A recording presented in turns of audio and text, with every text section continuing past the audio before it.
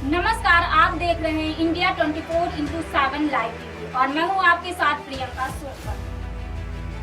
America के राष्ट्रपति Donald Trump अब चाहते हैं कि ईरान के साथ चल रही जंग का खर्च अकेले अमेरिका न उठाए। 30 मार्च को व्हाइट हाउस की प्रेस सेक्रेटरी कैरोलिन लेविट ने कहा कि ट्रंप सोच रहे हैं कि अरब देशों से भी इस जंग का खर्च उठाने में मदद मिल जाए। ऐसे में सवाल यह है कि क्या अब यह जंग अमेरिका और ट्रंप को महंगी पड़ रही है?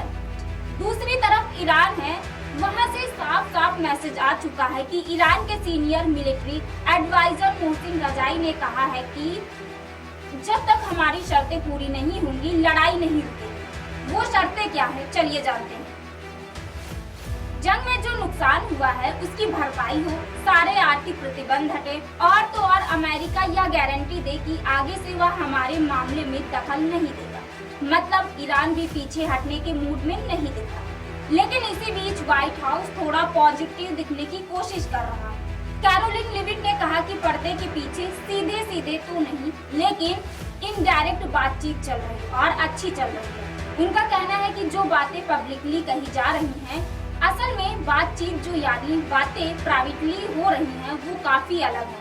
कैरोलिन ने यहाँ तक कि कह दिया है कि ईरान के बातचीत करने वाले लोग पर्दे के पीछे पहले के नेताओं से ज्यादा समझदार हैं, जो अब इस दुनिया में नहीं है। वैसे यह पर्दे के पीछे वाली बात अमेरिका पहले भी कह चुका है और ईरान ऐसे किसी भी बातचीत को नकारता ही आया है। अब बात करते हैं जंग कितने दिन चलेगी। व्हाइट हाउस के मुताबिक ट्रंप शुरू से ही कह रहे हैं कि यह जंग 4 से 6 हफ्ते तक चल सकती है और अभी वही अनुमान है। प्रेस सेक्रेटरी ने कहा कि आज जंग का 30वां दिन है। मतलब अगर ट्रंप टाइमलाइन के हिसाब से देखे तो जंग अपने आखिरी चरण में हो सकती है। एक और बड़ा मुद्दा जिस पर सबकी नजरें टिकी वो आपसे हमसे जुड़ा है, वो है स्टेट ऑफ हार्मोस।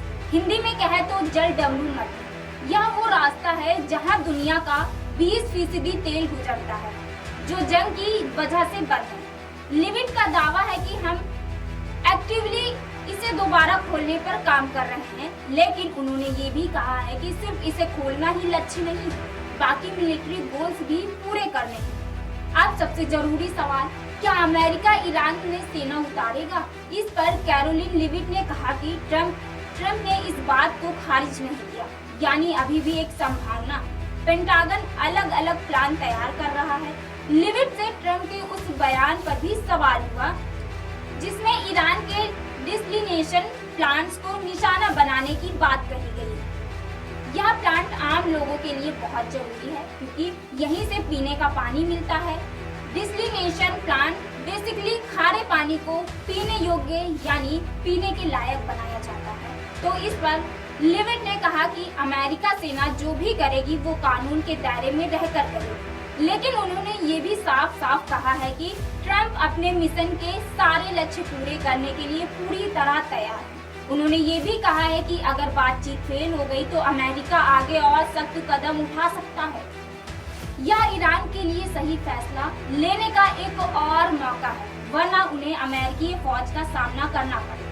अगर बातचीत से बात नहीं बनी तो अमेरिका और सख्त कदम उठाने को तैयार है।